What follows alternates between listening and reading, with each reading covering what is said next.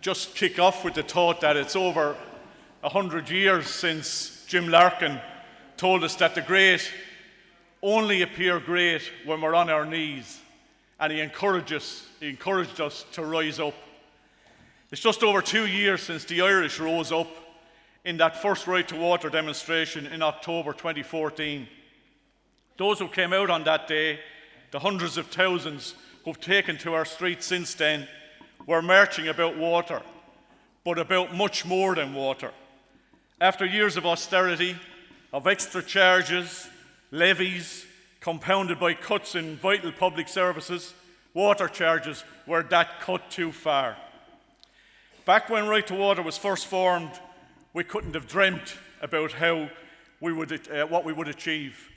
People power succeeded in forcing the government into a series of embarrassing U-turns, and finally, when exercised with a ballot paper, we forced the current government to announce the suspension of those charges. But we march for abolition, not suspension, and we won't be going anywhere until water charges are abolished. And a referendum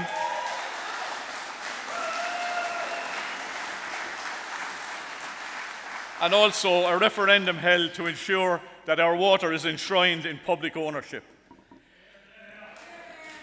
Right to Water is a diverse movement based on 3 pillars: the trade union pillar, the political pillar, and the community pillar. Many people contributed to Right to Water, both nationally and locally. I'm avoid listing out those people because you always forget someone. You all know the fantastic contribution you all made to our resistance. I think few would disagree that a huge part of our success is due largely to Brendan Ogle's determination and tenacity.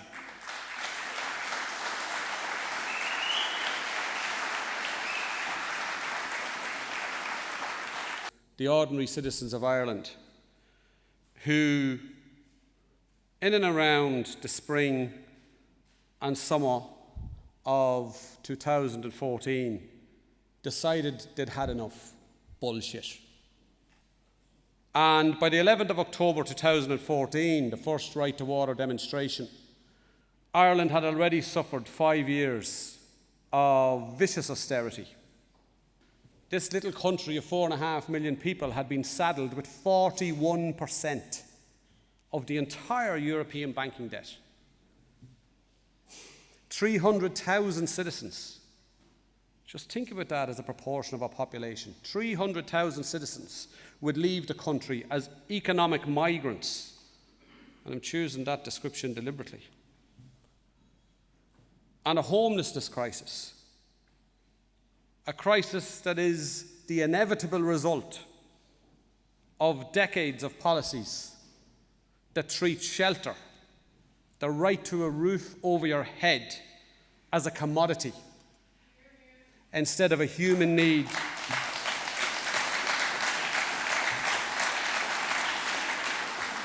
Instead of a human need, a human right. That crisis was bubbling under, and it has now exploded to blight this city. And as you walk around the streets tonight, whether you're going back to your car, whether you're getting to Lewis, getting the train, going for a drink, you'll see people like you and me, they're no different, sleeping in streets. Sometimes you'll see families, if you look hard enough, you'll actually see families. It's wrong. It's obscene. I want you to know that I've been there. In those moments where it feels as though every wall's a prison, where the whole world kneels upon you and the darkness of your vision has encompassed all before you and turned your whole world black, and it seems as though you'll never get to see your old world back. And I've been labelled with depression and branded with disease, and given the impression that for anyone who sees past this great deception that's been sold to us as fact as a template for expression as to how we should react. But I've come to see depression as a product of control, that's embedded in our psyche by the forces who patrol what we read within our papers or see upon our screens is deliberately tapered to tamper with our dreams. And for all that we resist it, it's there on every surface, from our buses to our bodies, all designed to fit the purpose, to remind us that for all we have, it's still never enough, that there'll always be that void to fill with other mindless stuff. And though some still cling to God to bring some structure to their lives, and others seem to need to be destructive to survive, there's a whole new generation, wandering aimless and confused, who were born into an age that never had a God to lose, and in their quest for validation, they turn to the machine because they've come to know the world through the comfort of a screen. And I've seen the way we've gone from being socially adept, from a people who were strong to being totally inept, where anxiety and loneliness are living side by side and everyone's just saving face for fear of losing pride, as the constant threat of homelessness and risk of repossession has come to manifest itself as clinical depression, so they medicate the masses just to keep them from the rope and eradicate the last remaining evidence of hope just to sell us back to superficial versions of ourselves from the sacrificial altars of our supermarket shelves, and then tell us that a problem halved is just a problem shared.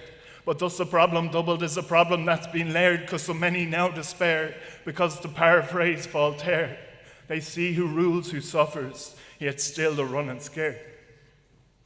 But before you push the chair, I want you to step down from there and be the light you're born to be. To understand that those who see things differently are those who reshape history. That the prophets and the scriptures were the poets of the times, and everyone you'll ever meet has struggled with the mind, but one true friend will always trump a million friends online. Where reality is distorted and contorted to obscure and designed to isolate us and to make us insecure, but for all our social networks, our net worth is obsolete when we need to praise of strangers to make us feel complete.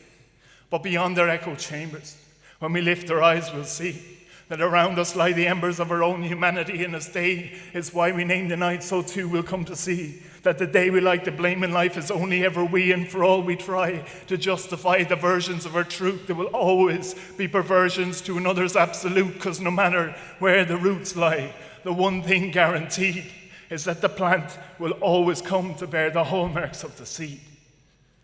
And look, I don't have all the answers, and I'll never say I do.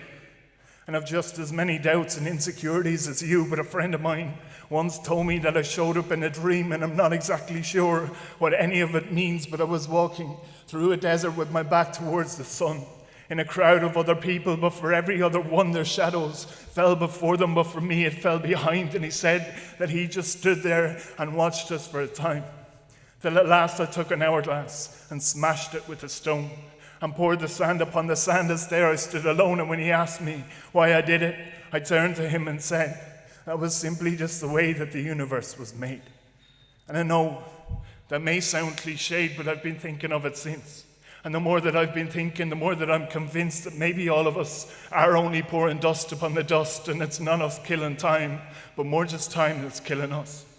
But when two people every day here now are taking their own lives, and countless many others are struggling to survive, at what point do we acknowledge that this problem's epidemic and not just a polemic of some college academic?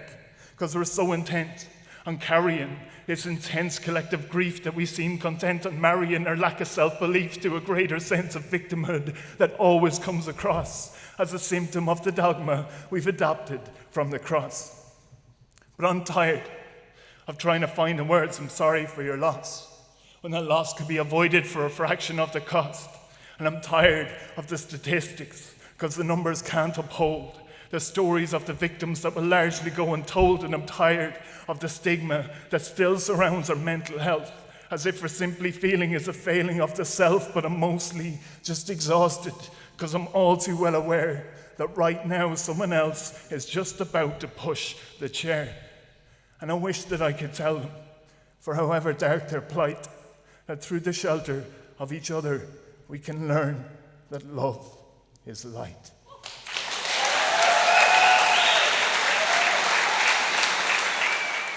Within weeks of Right to Water hitting the streets and the airwaves as the umbrella campaign, that's what it is, the umbrella campaign for literally thousands of local and individual protests, the body politic was reeling backwards on the issue. The Irish citizens had landed their first major counterpunch on the doctors of austerity, and the most arrogant minister of all was dispatched to the safety of Brussels. He was replaced by the ever so modest Alan Kelly.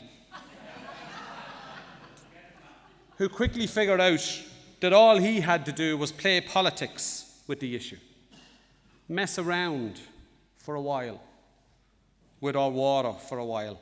In November 2014, a revised plan was announced to try to suck the energy out of a developing movement.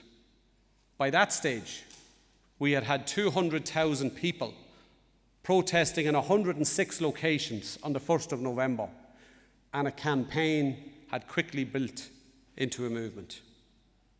The plan was to suck the energy out of the movement. It didn't work. Instead, the movement grew and has evolved into something deeper and wider. They just didn't get it. They still don't get it. The lists of achievements of the water movement are long and fundamental. The jettisoning of the plan to collect and use PPS numbers. The reduction of planned permanent charges in November 2014 to capped charges, which amounted to a reduction of 75%. Over 700,000 protesters on 8 days of massive national protest. Right to water groups in every county and centre of population in the country. A massive boycott campaign which crippled the financial plans of Irish Water. A general election campaign where water was a key issue in every constituency. Public pressure forcing political parties and independents to change to anti-water charges positions. The election of a clear majority of our parliamentarians who have campaigned against water charges last February, and now the complete suspension of water charges. Those are the achievements of this movement in 2 years.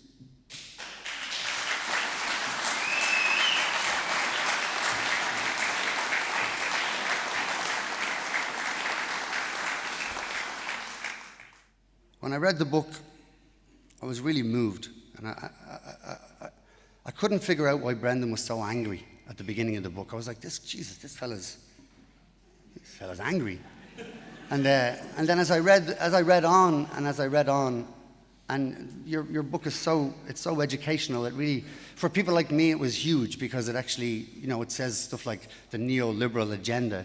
And then you explain what the neoliberal agenda is. You explain what the Labour Party is. You explain the Sinn Féin agenda. You explain Fianna Fáil's agenda. And it's a very deeply educational and enlightening book. And so now I feel qualified to come and talk here, whereas I wouldn't have before. I want to thank you for writing it. I think it's a really, really powerful read, and I'm really glad to have been asked to be here. I made dinner for my ma recently, and we were talking about the recession. And as everybody has sat around and have dinners with their families and talked about the recession, every single one of us has done it. And my ma, I was saying something like, well, if there's anything good that's come out of this for us as a nation, is that there's a kind of a humility that's come back into us. There's a kind of, because it kind of, we all kind of lost the rag for about a decade, and there was a kind of a, what's the word? It just wasn't. It didn't feel genuine for a while. Ireland didn't feel like it was. I don't know. It just didn't feel right to me. And but I said to her, if there's anything good that come out of this, is that there's a sense of humility coming back into the people. And she stopped and she said, Jesus, Glenn, you sound like the bleeding government. And she said, nobody I know, nobody from where I'm from, nobody I know experienced the Celtic Tiger. None of us. But when the fucker died, we paid for its funeral, and we're still paying. If water is what has given life to a new participative and resistant citizenship, it is also true that suspensions and temporary successes are not enough.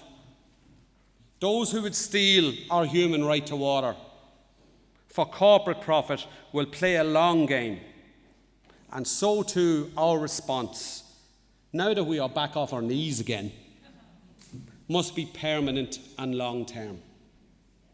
So what comes next? We'll have to wait and see. But the spirit of the water warrior has more chance of solving the horrible homelessness crisis than Simon Coveney bending servant-like to the will of banks and the Construction Industry Federation.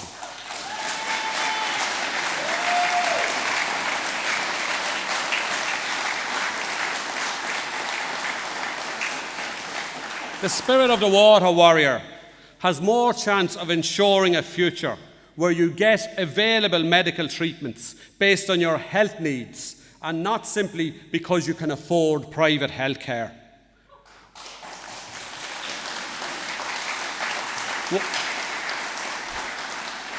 Why should a loved one die for the lack of available health care that a richer neighbour can get in the Blackrock Clinic?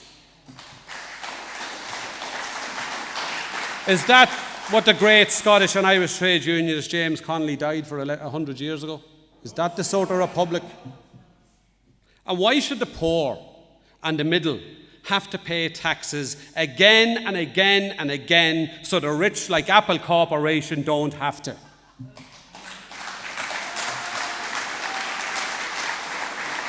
I'm a trade unionist, and I believe the simple act of workers and citizens acting in union, because that's what a trade union is. It's not any more complicated than that. Acting in union for the common good to once more find expression in a broad political movement can deliver a first progressive government. We must never again, as I'm saying this as a trade unionist, because there are many divergent voices out there, not very far from here, we must never again return to the days of social partnership sellout, while the communities in which we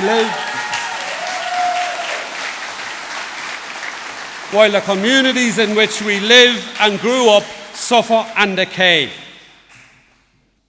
And it was the water campaign that emerged on our streets that may yet give birth to the movement that salvages the century-old promise of an egalitarian republic that has never been delivered.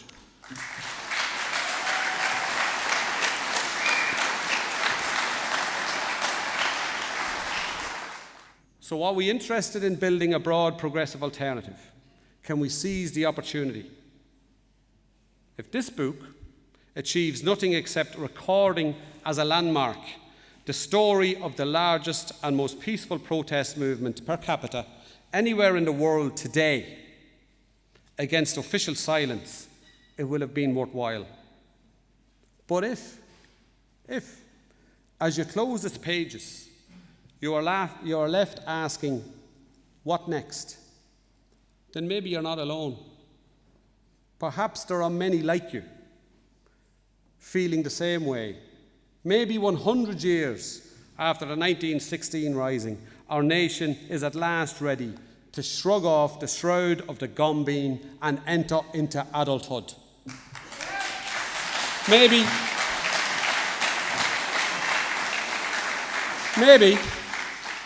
just maybe, we're on the cusp of a new and lasting birth, led by the citizens of this country. Water is life, after all. Enjoy the book. Thanks very much.